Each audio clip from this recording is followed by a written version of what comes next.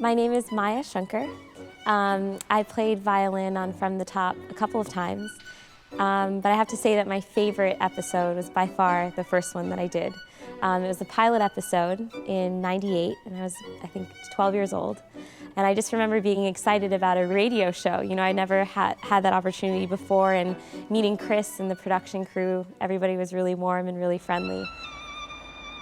I got invited back to do a PSA, and I played a small excerpt from the book Melody.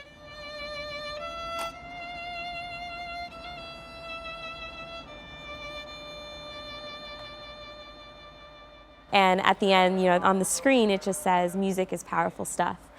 I think it resonated with me at the time, but it certainly resonates with me even more today. Maya, you sound like you've never put down your violin in all those 7 years, but actually that's not true. Tell us where you were in your playing at the age of 15 and what happened.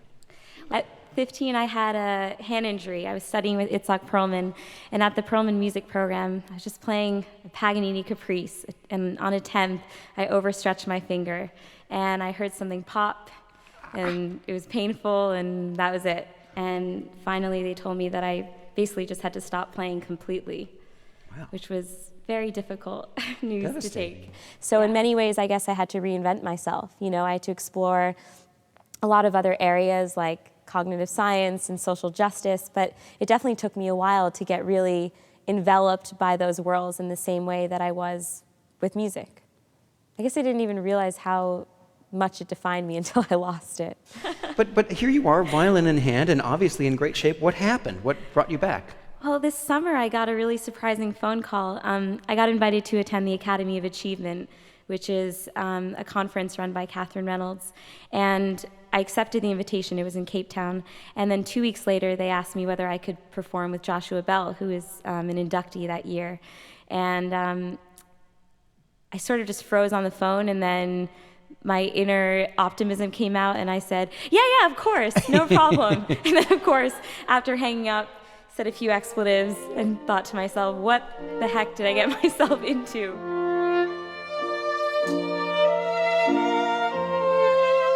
Things felt so natural. You know, I was only able to practice probably, I'd say at most 15 minutes a day in preparation for this concert.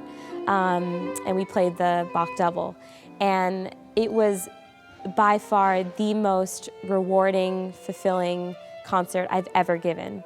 I have never derived so much joy from playing my instrument as I did when I played in South Africa. And I really found that to be powerful stuff, really.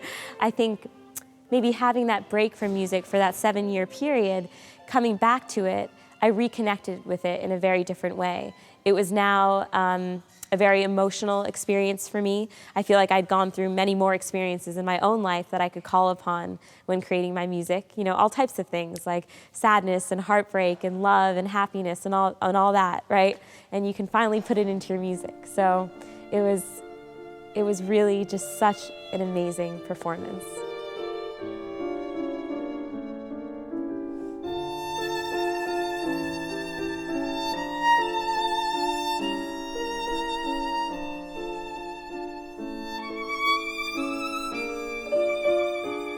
Well, I think I learned a lot of valuable lessons from being a musician.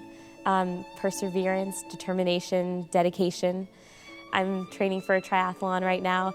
It's not fun getting up every morning at 6:30 to go to the swimming pool before work, but I remember back to when I was 9 years old, and my mom and I used to have to get up at 4:30 in the morning on Saturdays in order to go to Juilliard. And I would spend 11 or 12-hour days there learning and teaching just nonstop.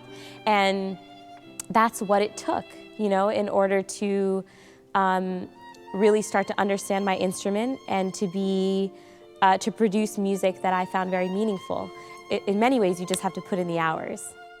Whether or not you like it, the world keeps going forward, and your concert schedule is still going to happen whether or not you feel ready for it. And that's true in science. You're going to have deadlines, you're going to have paper submissions and all the conference deadlines and all these things, and you just got to keep fighting even if it's not working for you all the time.